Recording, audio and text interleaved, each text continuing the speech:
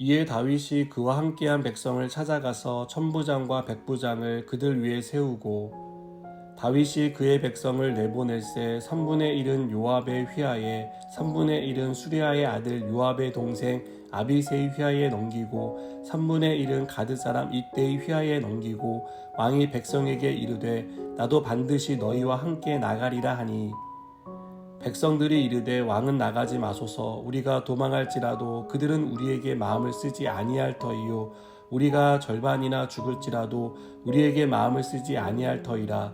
왕은 우리 만명보다 중하시오니 왕은 성읍에 계시다가 우리를 도우심이 좋으니이다 하니라.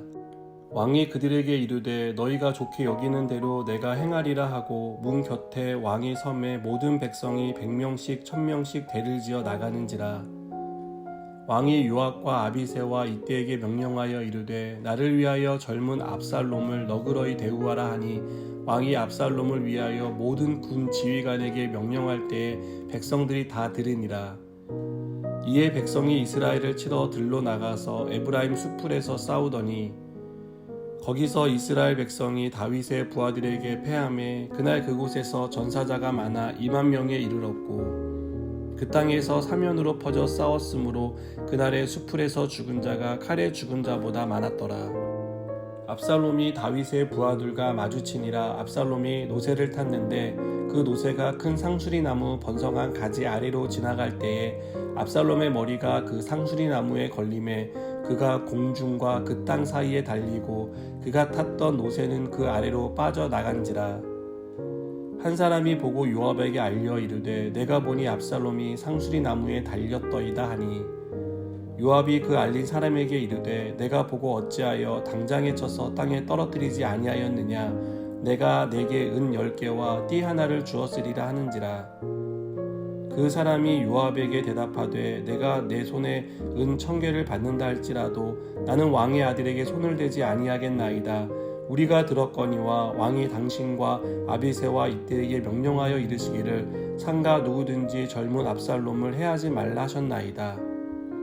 아무 일도 왕 앞에는 숨길 수 없나니 내가 만일 거역하여 그의 생명을 해하더라면 당신도 나를 대적하였으리이다 하니 요압이 이르되 나는 너와 같이 지체할 수 없다 하고 손에 작은 창 셋을 가지고 가서 상수리 나무 가운데서 아직 살아있는 압살롬의 심장을 찌르니 요압의 무기를 든 청년 10명이 압살롬을 에워싸고 쳐 죽이니라.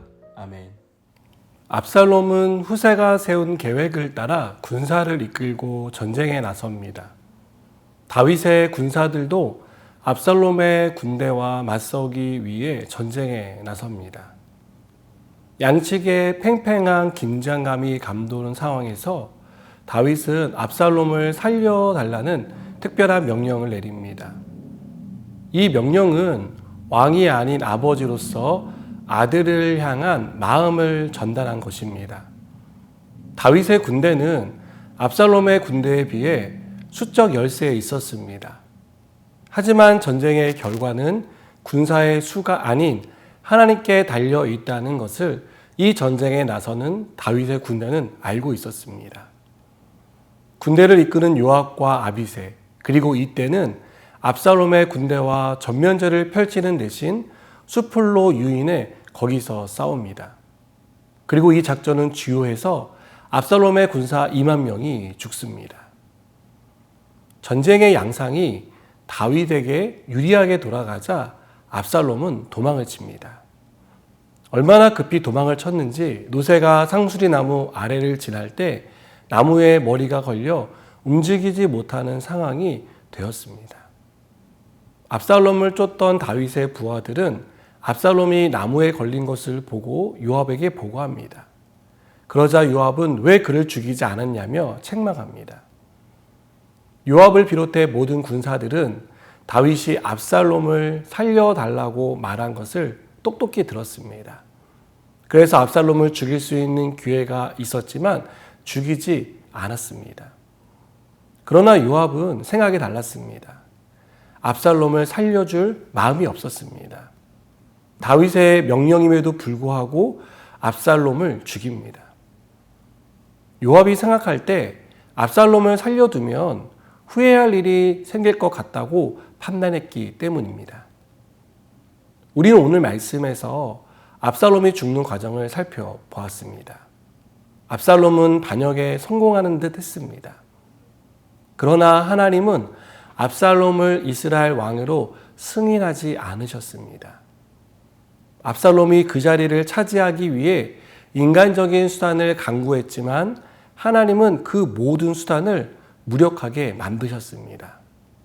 그리고 압살롬을 죽음으로써 심판하십니다. 압살롬의 머리가 상수리 나무에 걸린 것은 우연한 일로 보입니다.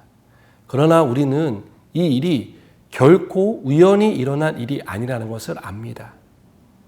하나님이 압살롬을 심판하기 위해 하신 일이라는 것을 우리는 잊지 말아야 합니다. 우리에게 우연처럼 보이는 것이 하나님의 계획이라는 것을 믿으시기 바랍니다. 여러분, 우연처럼 보이는 일이 하나님의 계획이라는 것은 하나님이 우리 인생의 주인이라는 사실을 가르쳐 줍니다. 우리가 우리 삶의 주인 되신 하나님의 뜻을 따를 때 하나님은 우리가 가야 할 곳으로, 우리가 있어야 할 자리로, 또 우리가 싸우는 싸움 가운데 함께 주시는 줄 믿습니다. 기도하시겠습니다. 하나님, 우리의 모든 삶이 하나님의 계획 안에 있음을 믿습니다. 하나님을 끝까지 신뢰하며 믿음으로 살아가게 하여 주시옵소서. 예수님의 이름으로 기도드립니다. 아멘.